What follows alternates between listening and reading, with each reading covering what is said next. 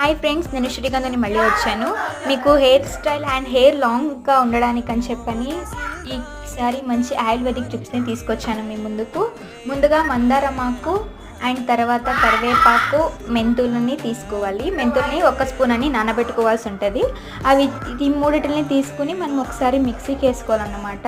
1 cup అంత కరివేపాకు and ఏంటంటే ఒక 30 గ్రామ్స్ అన్ని, కానీ మీకు తగ్గినంతగా మందారమాకు తీసుకునేసి అంతా తర్వాత మిక్సీకి వేసుకోవాలి. అండ్ అనదర్ వచ్చి మెంతులు.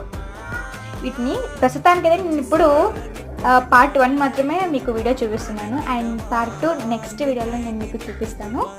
అండ్ చూడండి, ఇప్పుడు ఇలా అన్నిటిని వేసుకున్న తర్వాత మనము ఏం చేసుకోవాలంటే అది చాలా వాటర్ ఎక్కువగా వేయకుండా, తక్కువగా వేయకుండా మీడియంగా వేసుకోవాలి. అప్పుడే పేస్ట్ బాగా వస్తుంది. అండ్ నెక్స్ట్ ఇప్పుడు పేస్ట్ లెక్క ఉంటుంది ఇలా.